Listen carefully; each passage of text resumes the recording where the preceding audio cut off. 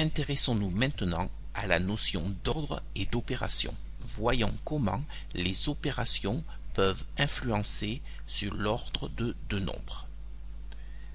Tout d'abord, ordre, addition et soustraction. On va considérer trois nombres A, B et C. Imaginons que nous ayons A plus petit que B, c'est-à-dire que les nombres A et B sont rangés dans un certain ordre. Que puis-je dire, que peut-on dire de l'ordre des deux nombres suivants, A plus C et B plus C?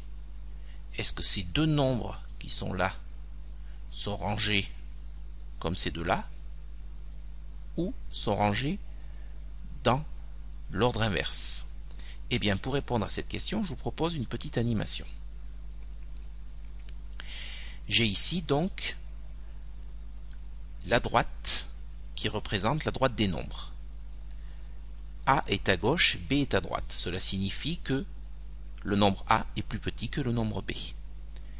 Je vais maintenant ajouter à ces deux nombres, A et B, un même nombre petit c. Regardez un petit peu l'animation. Ici, j'ai alors le nombre A plus C. Ici, j'ai alors le nombre B plus C. Eh bien, A plus C, qui est ici, reste plus petit que B plus C, qui est là. En effet, A plus C est sur le côté gauche et B plus C est sur le côté droit. Du coup, on constate que si on a A qui est plus petit que B, A plus C sera plus petit que B plus C. On dit que l'ordre est conservé. Ainsi, donc pour reprendre ce que l'on vient de voir sur l'animation, si j'ai deux nombres A et B tels que A est plus petit que B, si j'ajoute C à chacun de ces deux nombres, les deux nombres vont alors se déplacer.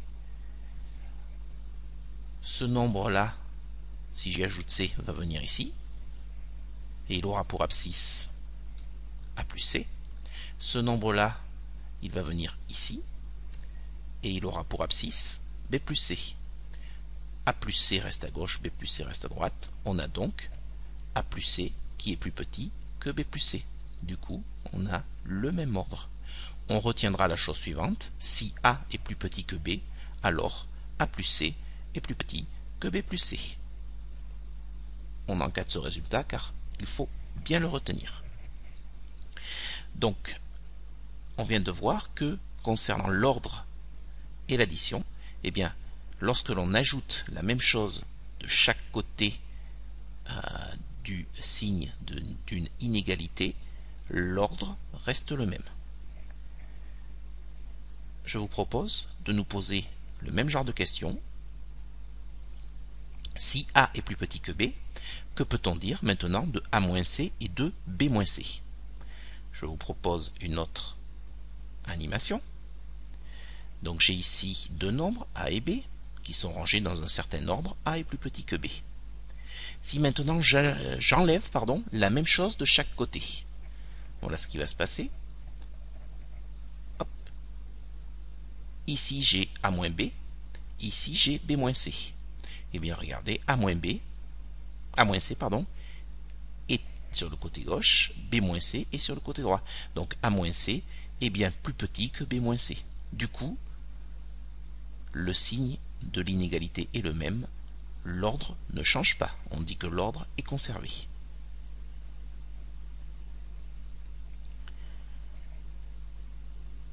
Pour résumer ce que l'on vient de voir sur cette seconde animation, si j'ai deux nombres A et B tels que A est inférieur à B, si j'enlève à ces deux nombres la même quantité C, le point A va se déplacer ici, et ce point aura pour abscisse A moins C. Le point B va se déplacer là, et aura pour abscisse B moins C. Et A moins C est à gauche, B moins C est à droite, donc on a A moins C qui est plus petit que B moins C.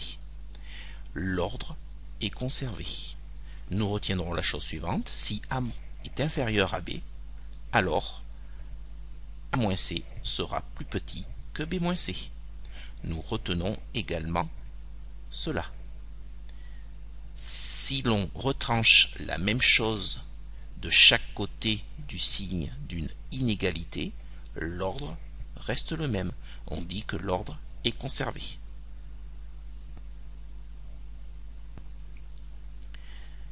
Pour conclure, je vous propose un exemple. On considère un nombre x tel que x est inférieur ou égal à 3. Que peut-on dire de x plus 7 et de x moins 11? Alors ici, il faut que je donne deux réponses. J'ai deux choses à faire. Tout d'abord, on va s'intéresser à la première partie. Que peut-on dire de x plus 7? Alors pour répondre à cette question, nous allons partir de l'hypothèse. On sait que l'on a x qui est inférieur ou égal à 3. Je veux faire apparaître x plus 7. Donc, dans les deux membres de cette inégalité, je vais ajouter 7. Et comme j'ajoute la même chose de chaque côté, j'ai vu que le signe restait le même, le signe de l'inégalité, donc je garde le même signe.